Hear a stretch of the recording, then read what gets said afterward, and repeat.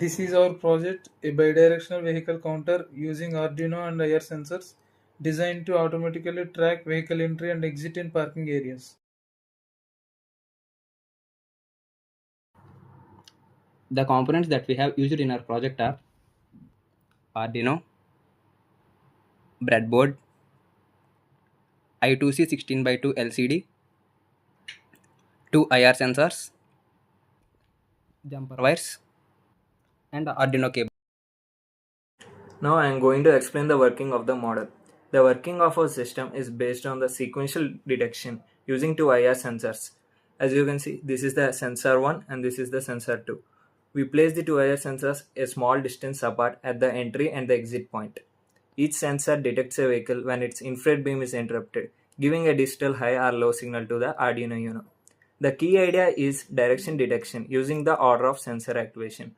If sensor 1 is triggered first, followed by the sensor 2, the system interprets it as vehicle entering and the count is incremented. If sensor 2 is triggered first, followed by the sensor 1, it is treated as the vehicle exiting and the count is decremented. As you can see here, first the sensor 1 is followed by the sensor 2 and the input has increased to 1. Now again the sensor 2 is triggered first, followed by the sensor 1 and the output count has increased to 1 and the current count is 0, which is input minus output. Finally, the updated values in count, out count and the current vehicles inside are displayed in the real time on the LCD. This method provides a simple yet efficient way to achieve reliable bidirectional vehicle. Now let's take a closer look at the circuit architecture that makes this system work. We have designed this to be as modular and clean as possible. First, we establish our power lines. The 5V pin and ground pin from the Arduino are connected to the power rails of the breadboard. This provides a steady power source for both our sensors and the display unit. We have two sensors, entry sensor and exit sensor. The VCC and ground of both sensors are connected to our power rails. The digital out pin of the entry sensor goes to Arduino digital pin 2 and the digital output pin of the exit sensor goes to Arduino digital pin 3. We use these specific pins because they are capable of handling interrupts, ensuring we never miss a vehicle even if the processor is busy. Now coming to LCD display unit. We are using an I2C serial interface with our 16x2 LCD. Instead of using 12 wires, we only need 4 wires, VCC and ground for the power, and SDA pin is connected to Arduino analog pin A4 and SCL pin is connected to Arduino analog A5. This allows the Arduino to communicate with the display using a simple.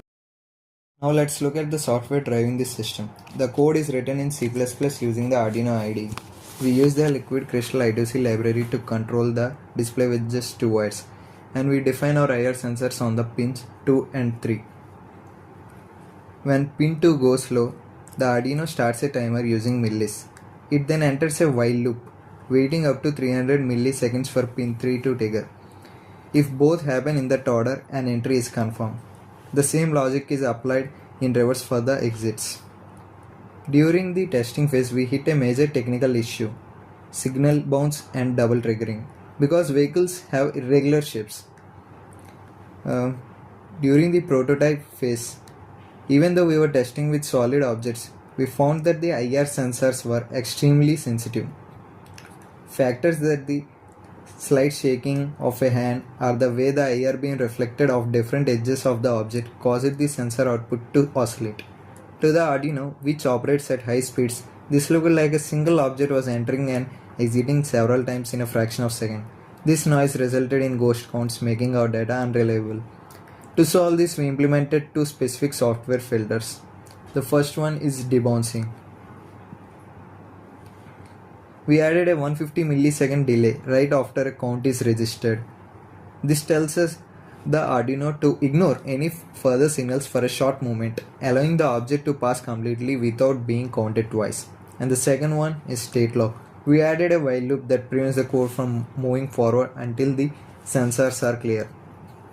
and this is the safe exit which avoids the infinite looping. If an object stops right in front of the sensor and stays there, the code might keep counting it or get stuck. This line tells the Arduino, wait until the sensors are clear or until 1 second has passed. This ensures that the system resets for next vehicle. And this command, if output is less than input count, ensures that the current count never goes below 0. You can't have -1 cars in a parking lot. By using this, we effectively smooth the sensor data. This ensures that no matter the shape or speed of the object, one physical pass through the sensors always equals exactly one count on our display.